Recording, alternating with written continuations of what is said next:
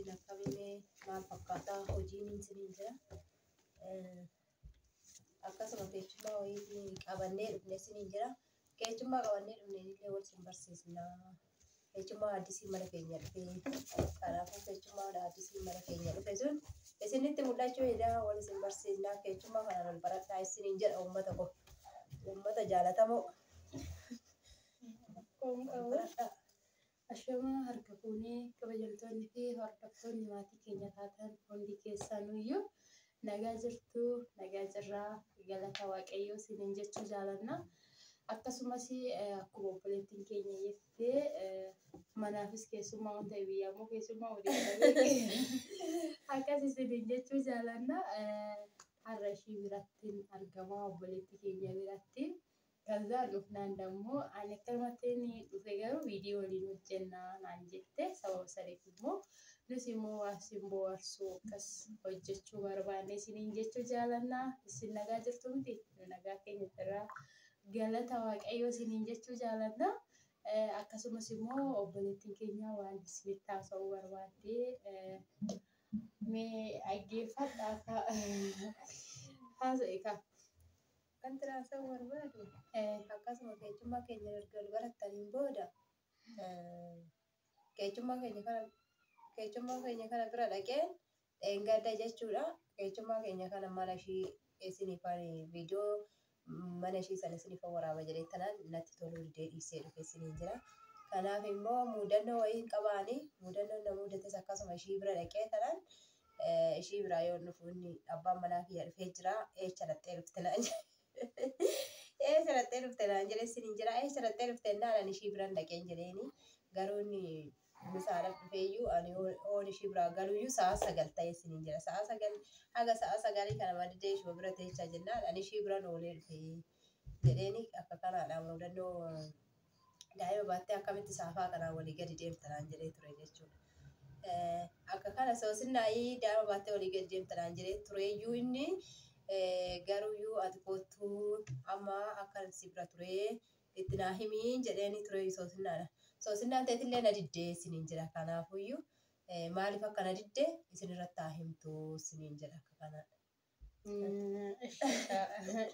Gaafii na gaafattee rakkoo hin qabu nan deebisa. Dhuguma hin gaddana bira dhuftee turte baay'ee waliin turre. Viidiyoo inni akkuma isheen jette viidiyoo inni hojjenna jennee hojjechuun nuti toluu dide jechuudha. Viidiyoo ka haati daa'imaa xiqqoo ishee namatti sin tolu sila ta'eefiyyuu sababuma sanitti bakka hojjechuun nuti toluu dide. Inni biraa immoo inni naannolee turee naan jette eeyyane dhuguma fakkeenyaaf amma guyyaa san isaan amma akkas jedheen loleeni ani osoo dhufee osoo isheen na bira oolte osoo hin jedhe maaltu si galchee sila anaaf isheetu haadha manaatii fi abbaa manaatii si maaltu jidduu keenya nu galchee si galchee gaafa naan jedhe hagam natti dhaga'ama. Ani immoo wanti si dide hammeenya fi mati si dide. Ati kanaa jettee too na dide jechuudha. Odoo amma akkasuma isaan lollee too mana kanaas bayaanii karaa irratti hafe jechuudha. Hafuu hin haftu qaba maaliif abbaan manaatii fi haati manaa tokko siif galee namni tokko immoo jechuudha. Abbaa manaa jechuun haadha manaa jechuun akaalii tokko siif galee ture silazaa ollol. An fakkeenyaaf gullichaa yeroo waxii maal ta'a? Walitti bu'a. Tasa walitti bu'a. Walitti bu'uun immoo hin hafu. Sababa saniif iyyuu immoo gisma hundaa gullichaa kan nama dhufee sii kaasaa? Hin kaasu. Sumatu kaafataa miti abbaan manaatii fi haati manaatillee immoo akkasuma. Akkasuma olloluun keessan hin hafu. Qalma hunda jaarsummaa barbaaddu? Hin barbaadu. Silazaa balleessitus ta'e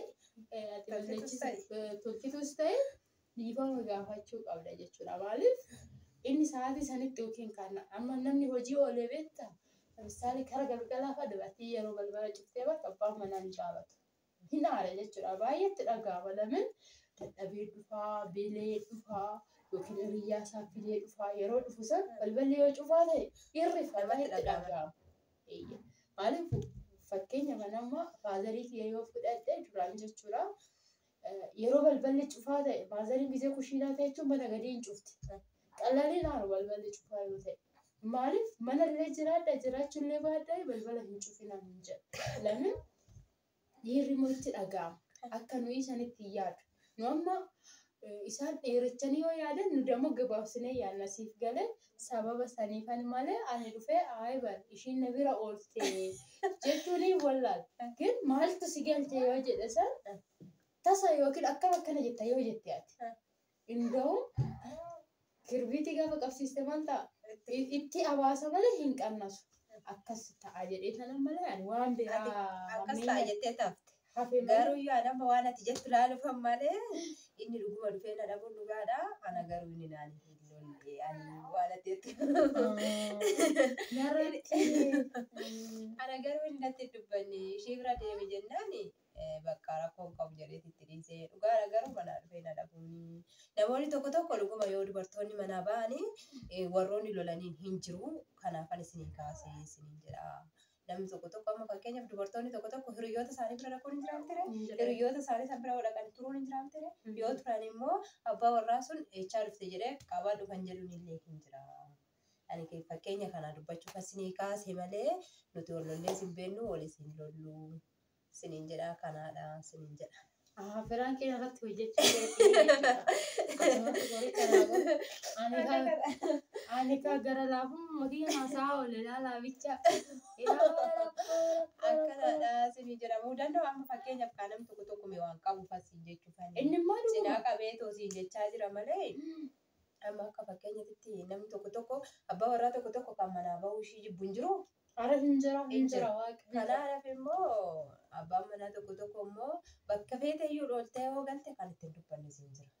Kanaadhaaf fakkeenyaaf fudhatanii jechuudha malee amma abbaan bakkeen ishii dhoolte sun yookaan badaa ta'uu danda'a yookaan gaarii ta'uu danda'a miti amma fakkeenyaaf ani waan tokko yookaan si faana hojjechuuf an dhufe malee waan biraatiif miti gara dhufe yookaan taphachuuf yookaan immoo rakkoo biraatiif miti jechuudha kan deemu namni waan tokko rakkatee rakkoo san nama sanii waliin haasa'atee furachuuf deeme malee quufee kan olii gad deemu hin jiru. Kanaafiyyuu irraa akka barataniif siin jedhee atis kinoo deebinaa deebiste akka kanaadha siin jedha. Galatoomii dhimmoota keenya gaafina naaf dhiyaate ishiin garuu gaafina dhiyeessite akka firaarkii ta'e hin beekne qal'umatti qoricha naa qotte dhuguma maaliif ni jira naannoo baadiyyaa fa'aa abbaa manaa magaalaa yoo ta'e malee abbaan manaa baadiyyaa sanuma dhugaa waaqa dhugaa haadha ishee qonnaa illee galee qaccuma qotiyyoo gara faarisanii kan gara fuuldura tokko zakkiinna hiikkata tokko uluma balbala jala jirtu kun halkan ittiin balbala gara kasanii illee itti fuudhee gitte gara dalaggaatan lakkan. Anillee garuu waan akkanaan qabusi innis hin qabusi anis hin qabusi anis immoo kana biraa hin deemsi isaan bira yookaan immoo asuma siisterii fa'aa bira hin deema malee yookaan maatii bira hin deema malee itti malee hin deemu jechuudha.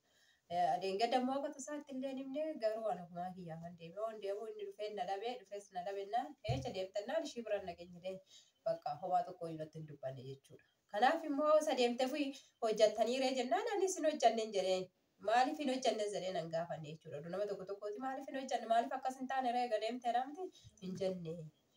Kanaafiyyuu namoonni gaariinis akkuma jiran badoonis hin jiru. Isaan immoo akka irraa barataniif isiniin jedha. Kanaaf immoo guyyaa biraa kan kana caalu ishirratti hojjedheen isiniif fida. Kanaadha isiniin jedha. Yoo dogongorre immoo dogongora keenyaaf. Ara dogongora hin qabu kuni waanuma jiru beektaa abbaan manaatiif haati manaa gaafa olulan lamisaala duraanii haadholeen keenya gaafa abbaan manaa isaanii loleen butittuu isaanii guurratanii daa'ima isaanii fudhatanii xirriitti jedhanii badu inni formaala hin ta'u. Amma gizee ammaa immoo hin jiru gizee duraanii jaarsa meeqatti ergare haati manaa baatedha. Qeessillee kan ergu hin jiru. Garuu dhiirri amma akkas hin godhu maal seete kaa ishiin baate taanaan indoom kan caaltuuf tan ba'ama kiristoosii.